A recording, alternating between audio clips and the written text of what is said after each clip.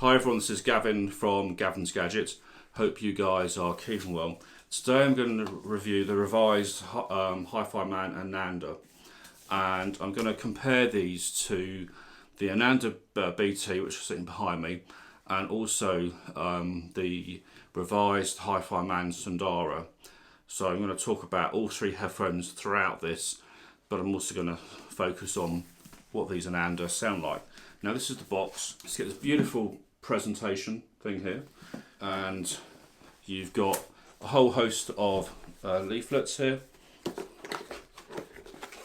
You get different cables as well as an option. So this is in the box here. You have the 6.3. I've got the 3.5 fitted. These are actually quite much longer, but in terms of transportation and everything, this box is really nice. Just thought I'd mention it. All the HiFiMan headphones do come in a box, by the way, but this one's particularly nice. Makes you want to feel you spent nearly £700 on them. They want me to think you've got a decent product when you open it. Good idea. Well, here they are. And as the first thing you'll notice is that it's a metal, pretty much metal construction. The actual size of the Planar magnetic cups themselves, they're pretty huge, and I'll show you why. This is one of the headphones, just slightly shorter. It's 3.5, and I've just got the jack on adapter on there, so that works pretty well. Size wise, if I put them on the head to show you, and unlike something like the Sundara, which are circular, these go much deeper down into your head, and they are huge. So there's some benefits of having a larger surface area, but they are big.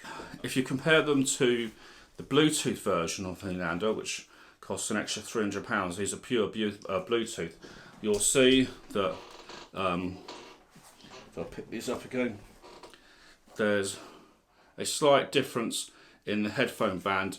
Here they've run a cable, the cable here, that runs through, up and down, because they're Bluetooth and they don't have obviously connections there.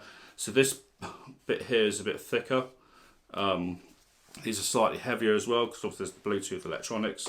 Otherwise they're pretty similar, but I thought I'd quickly show you that. If you look at the Sundara here, you can see what I mentioned about they're circular. I do think these are more comfortable to wear overall in a longer period, because they're lighter, and also just they don't go right down your face. But you can see the difference in size of the cup. Quite a big difference there altogether. So, you know, construction on these and build is pretty excellent. It is that metal finish. Again, there's no swivel here. Just got your tilt. So in terms of sound quality, let's just start talking about that. So first of all, the level of detail and retrieval of the detail is absolutely astonishing. Really exceptional. It's not quite as fast as some I've heard at this price point in terms of speed, but it's still pretty fast. And the mid bass is present. It's not overdone. It's a sort of fairly neutral mid bass, but surprisingly, when it comes to the sub bass, this is where this thing does have the kick. So suddenly you're listening to a track and it's got some decent sub bass, and these rumble, and I do like that, because I think its neutrality is such a high point, and then just to have that finish off with the kind of like suddenly you just get a surprise.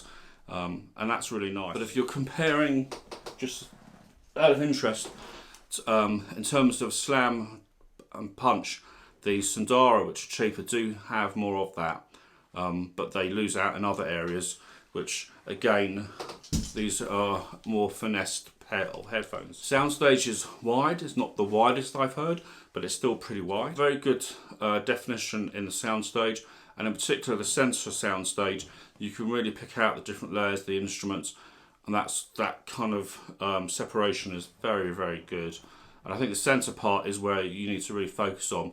And for complex classical lots of things going on, you really will hear all the different parts of the music. One thing that does stand out in terms of the timbre, or timbre, I think if you're American, you're able to identify the different, the timbre of the instruments. So if it's a violin, and you can actually hear that tone of that particular instrument. I do like that. Voices as well sound really good. In terms of the treble and mid-range, slightly bright, but that makes it quite energetic, so it's a trade-off. But again, I didn't hear any fatigue in treble or treble spikes, so I could listen to these for quite some time. I actually love listening to these as well.